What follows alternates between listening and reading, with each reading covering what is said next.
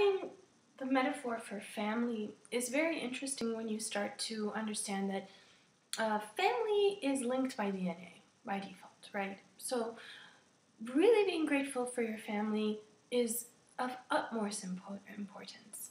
But to take this a stage further, and I'm sure you can understand, sometimes you'll come across people that you really feel are your family or you belong with them.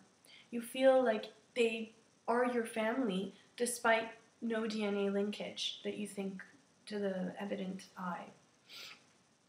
Well, evolutionary, when we take it a step further, we look at the Homo sapien, that being human beings, as one. Scientists, when they study DNA of a human, they do not exclude other types of humans. They look at humans as a whole, as a component of one. When NASA goes up into the universe and starts looking at planets and taking pictures of the moon and the sun, they see that planet as a whole, as a one, as a circular sphere, and they see it as one. Earth is the home for the one human, which in turn has all DNA from all living creatures within. The human species has DNA from every living creature in the universe within. The creation of the human has a little bit of every living animal within the human. So take this metaphor of one family unit in one house to understand that we are all one family, one Homo sapien that has all living creatures' DNAs within us. So all living creatures, pets, animals, squirrels, chipmunks, dogs, pets, birds, fish, all of us are one family. All the animals in the universe are one family, as we're all linked to DNA and genetics and one DNA, one home, Earth. So we are one family unit. So the creation of these borders are just silly, really, when you think about it. We have one home, which is Earth, and we are one people on Earth. So I would really endorse you to start looking at the politics and the problems that we see in the 21st century as challenges for social change during this paradigm shift. And that's what we're going through, a paradigm shift.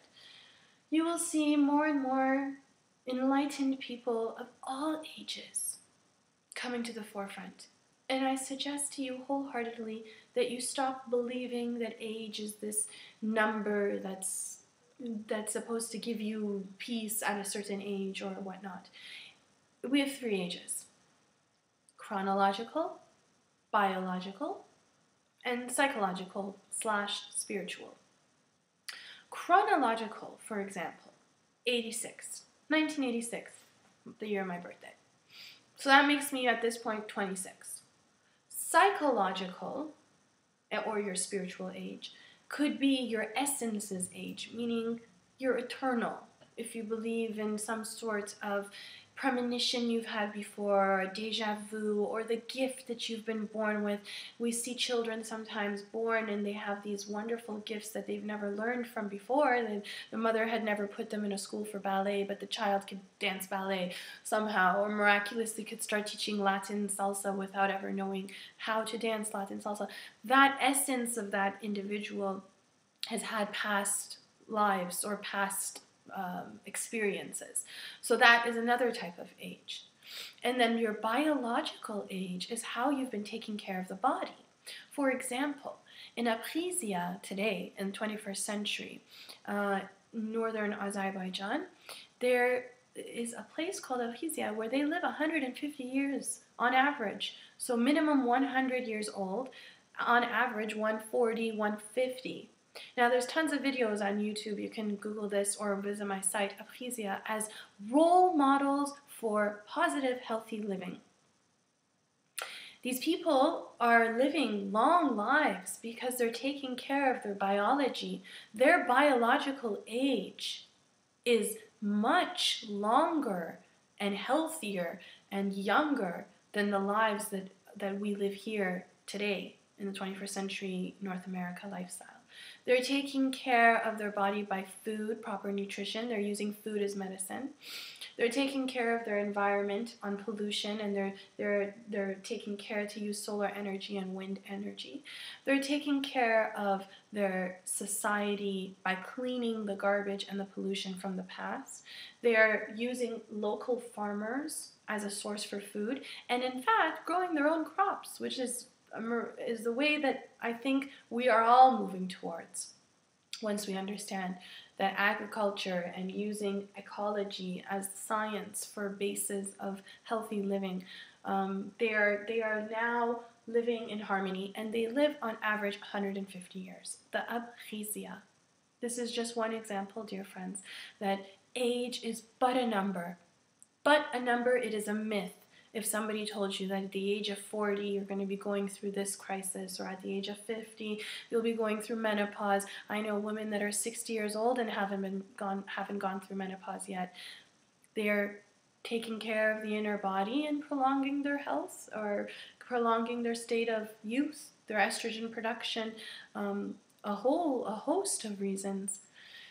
So dear friends, from this podcast I want you to take the message is clear. We do not discriminate based on age. We join people regardless of age, class, race, religion, disability, whatever identity, and we do not discriminate people against their age. Oftentimes children are discriminated against because they're young, but you know what? We have much to learn from them. They are born innocent and they hold truth. They hold truth within them. And it is my role as a family counselor and as an educator and a fitness innovator to try to shed enlightened light amongst all that come across me and amongst all who watch my videos and get connected to this vision. The enlightened truth is that age is just a number, and the real age comes from the age of enlightenment, coming to terms with your essence, your gifts, and why by doing your gifts in action, you can live a very long and healthy life and be at utmost peace and love and have heaven here on earth for yourself by being at one with your divine purpose on this universe. We are one family, one home, Mother Earth, and we need to start respecting each other as we would want to be respected. And we need to start caring for our nature and our home and our plants and our animals and our neighbors as we would want to see for ourselves. And by making that conscious shift forward, we can make and create blessings here on earth.